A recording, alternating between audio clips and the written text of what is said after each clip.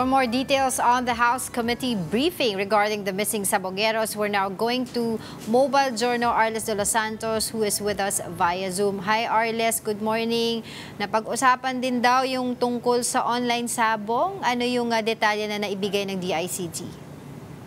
Magandang umaga, Angela. Kasama nga yan sa mga napag-usapan kahapon sa naging committee hearing ng House of Representatives Committee on Human Rights. At ayon nga sa kanila, mula nang magkaroon ng pagban sa e-sabong noong 2022, ito ay actually panahon pa ni Pangulong Duterte. At ngayon ay panahon na daw ni Pangulong Ferdinand Marcos Jr. ay umabot na daw sa 52,847 ang kanilang mga na-take down o mga naipasara at napahintong mga domains at subdomains na mga e-sabong platforms na ngayon daw ay nananatili pa ring hamon sa kanila dahil kapag daw ito ay tinitake down, mabilis na nagkakaroon na, segundo nga lang daw, ang kanilang pagitan nagkakaroon na naman ng bagong mga subdomain. At syempre, ang nagpapahirap dito ay ang kanilang VPN na tinatawag. Ito kasi yung network, Angela, na kapag ginamit ay tatalbog sa iba't ibang mga server. Kaya naman daw nahihirapan dito ang DICT at CICC na ito ay hanapin at i-take down. Pero kanilang pangako naman na nagpapatuloy ang kanilang regulasyon at ang pagbabantay upang masiguro na hindi na nga dumami pa ang mga mabibiktima nitong e-sabong. Pero sinubukan natin na maghanap online ng mga e-sabong platforms at nakita natin na talagang parang nagpulasan na kanya-kanyang maliliit na operasyon na ang proseso nito dahil yung mga individual accounts na daw yung ginagamit ng mga tinatawag natin ito na mga middleman para magkaroon ng access ng publiko sa e-sabong. Arles, nasaan ba ngayon si alias Toto, yung state witness? I believe some lawmakers are questioning his status.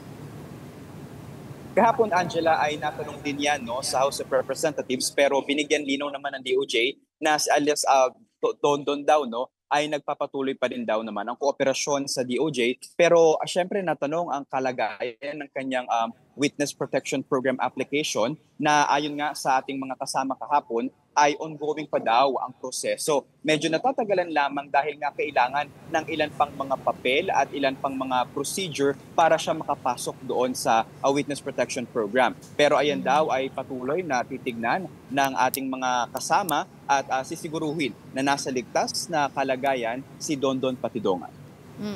Alright, so what's next for the Committee on Human Rights? What else can we expect? Masusundan pa ba ito ng mga iba pang dapat talakayin regarding missing Sabongeros? Kahapon, Angela, napakahaba ng naging meeting actually at sobrang napakalaman. Sa pangunguna nga ni 6th District Representative ng Manila na si Benny Abante, actually inihayag niya naman ang kanyang pagkadismaya na tila nagsimula daw itong pagkawala ng mga Sabongero sa kanyang distrito mismo. Kaya naman talagang tututukan daw ito ng kanyang komite para masiguro na mabigyan ng of course justice, justisya ang nangyari sa mga nawawalang Sabongero. Pero ayon naman sa human rights nang kanilang nakita o narinig ang pagkawala ng 34 na mga Sabongero at ang balita na sila itinapon sa Taal Lake ay agad daw silang nagsagawa ng motu proprio investigation para mas masilip pa kung ano nga ang nangyayari dito. Asahan daw na sa paparating pang mga pagdinig ng Committee on Human Rights ng Kamara ay mas mabibigyan pa ng lalim at kasagutan ang mga pangyayari sa pagkawala ng 34 na mga Sabongero. Angela? All right, thank you so much. That was our Mobile Journal, Arles de los Santos.